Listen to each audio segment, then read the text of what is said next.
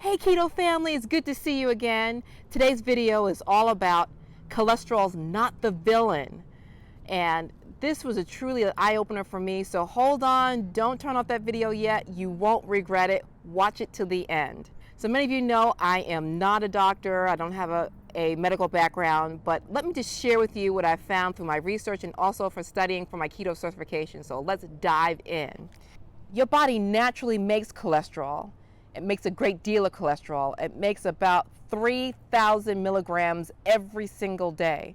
That's equivalent to 14 eggs, 1 pound of butter, and 333 strips of bacon. That's crazy, but that's how much your body makes every single day.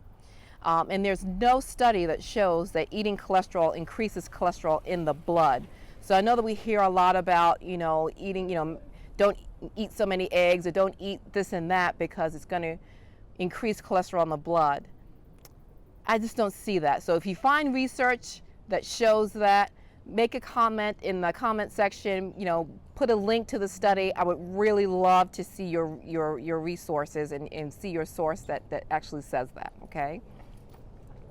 But this is why our body makes so much cholesterol. Cholesterol is needed to build cell membrane. So you have 100 trillion cells in your body. And so without membrane, everything just kind of falls apart. So if you can imagine, it really is what holds us together.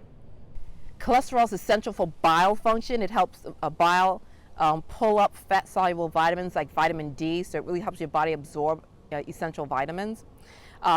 Your brain suffers because most of your brain is cholesterol. That's crazy. I never knew that.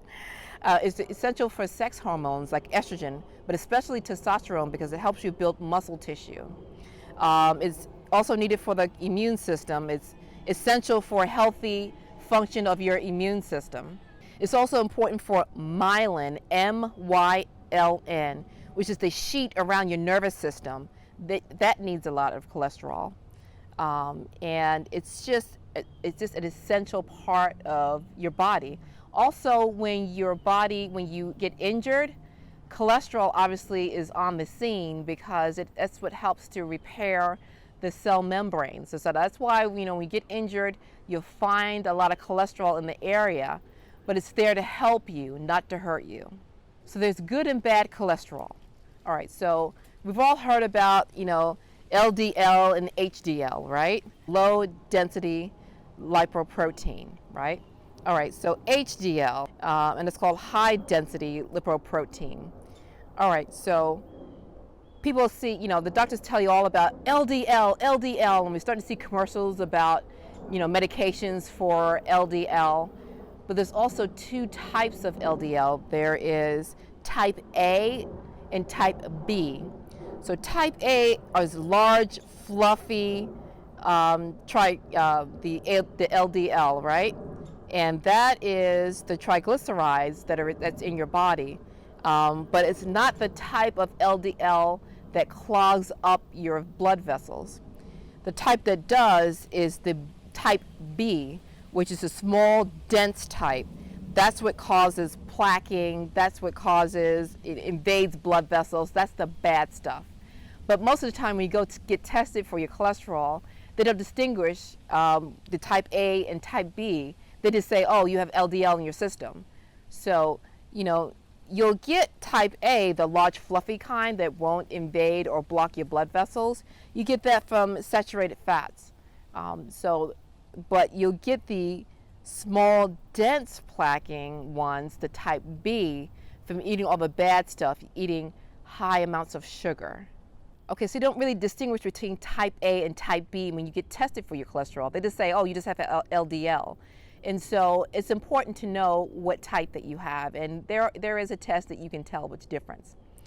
All right, so type A, the way that you get more type A is eating more saturated fats without the carbs.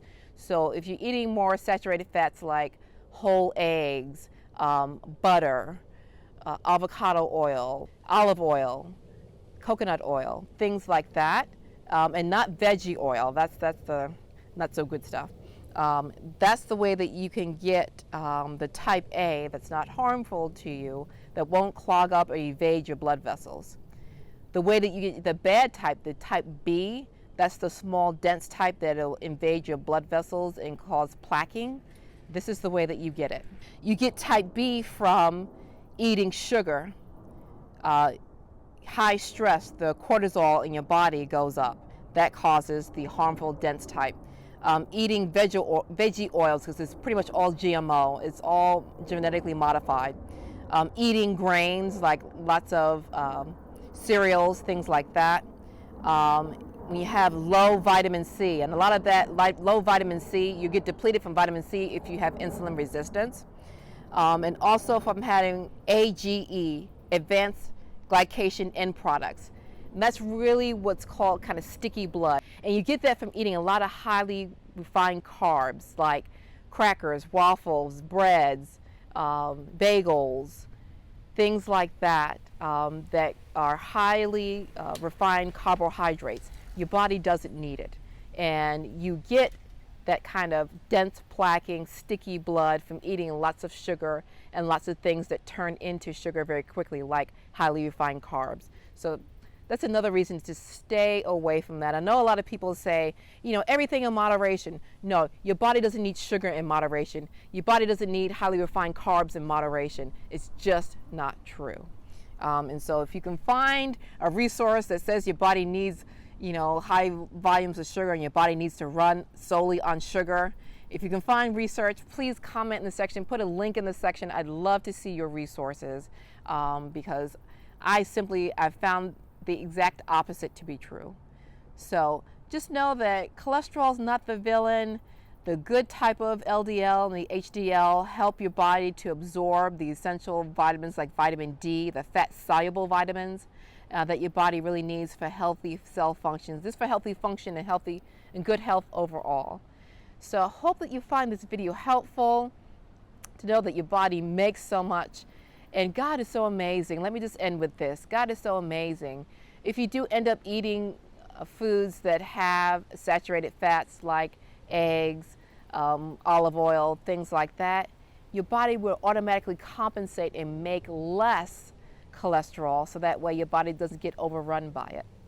There's one important thing to note about being on a keto diet. Some doctors will say, you know what, it's really bad because it increases your cholesterol. And you know, this is really what happens when you start on keto. A lot of times your cholesterol will go up because your body's releasing fat and cholesterol. It's being released out of the fat cells. So as your body turns to burning its own fat cells, it will naturally release the cholesterol that's in there, the cholesterol that your body doesn't need. No, I mean, it has to go through the blood and the liver to come out. You know, that's what cholesterol does. It just goes through your blood and your liver to come out.